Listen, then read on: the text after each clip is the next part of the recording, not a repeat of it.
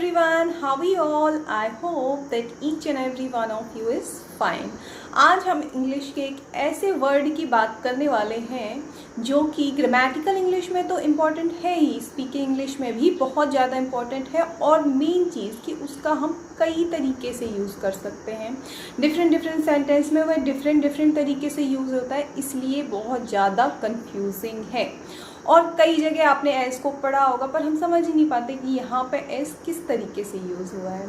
तो आज हम एस को एकदम डिटेल में बात करने वाले हैं और वह किस किस तरीके से यूज़ हो सकता है उसके बारे में भी बात करने वाले हैं। तो चलिए लेसन शुरू करते हैं, लेट्स गेट स्टार्टेड। तो चलिए देखते हैं एस को यूज़ करने का हमारा सबसे पहला तरीका क्या है।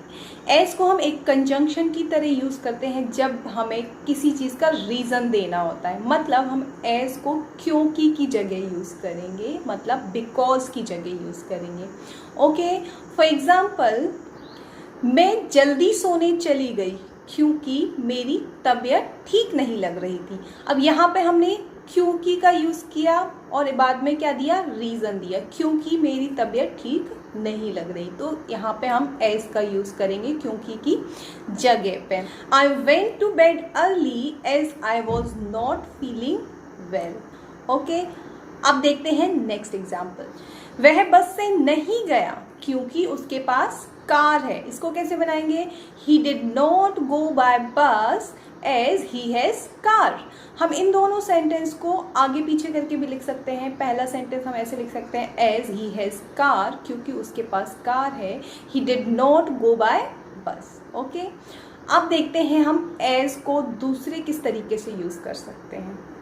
एस को हम की तरह के लिए भी यूज़ करते हैं, किसी की क्वालिटी बताने में या किसी को कंपेयर करने में। जैसे कि हम हिंदी में अगर बोलते हैं कि आप मेरी माँ की तरह हैं, तो इसके लिए हम लाइक का यूज़ भी कर सकते हैं और एज का यूज़ भी कर सकते हैं, लेकिन जो दोनों का मतलब होगा वो अलग होगा। अगर हमने बोला you are like my mother, तो इसमें आप उनसे के साथ अपना रिलेशन बता रहे हैं कि मैं तुम्हें अपनी माँ की तरह मानता हूँ या तुम मेरी माँ जैसी हो।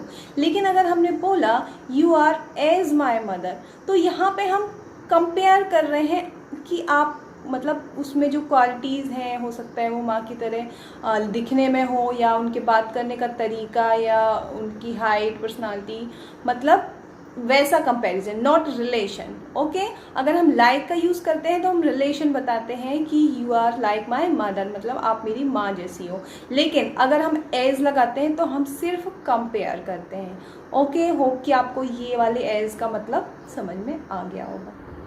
अब देखते हैं एज का यूज़ करने का अगला तरीका क्या है।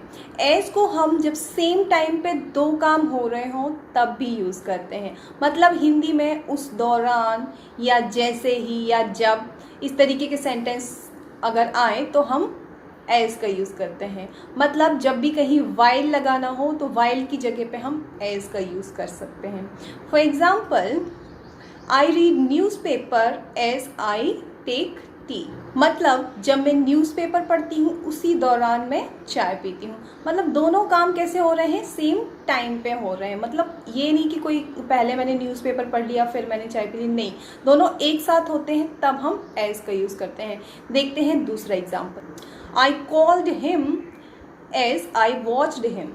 मतलब मैंने उसे बुलाया जैसे ही मैंने उसे देखा या जब मैंने उसे देखा।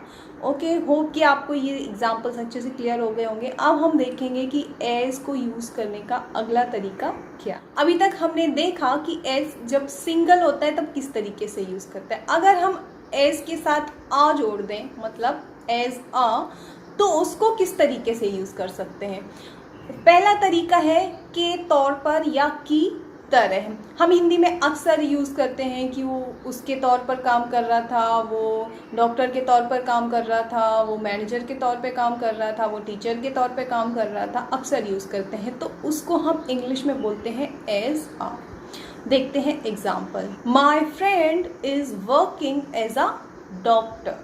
मतलब मेरी जो फ्रेंड है वो एक डॉक्टर के तौर पर काम कर रही है। ओके, अब देखते हैं next example, A few years ago, my sister worked as a manager. कुछ सालों पहले मेरी बहन ने मैनेजर की तरह काम किया। ओके, होप कि ये वाला एग्जाम्पल और ये एज अ का मतलब आपको अच्छे से क्लियर हो गया होगा। एज आ को हम एक और तरीके से यूज़ कर सकते हैं जब हिंदी में हमें बताना हो के नाते, जैसे कि भाई होने के नाते, बहन होने के नाते, मदर होने के नाते, फादर होने के नाते हम अक्सर यूज़ करते हैं हिंदी में।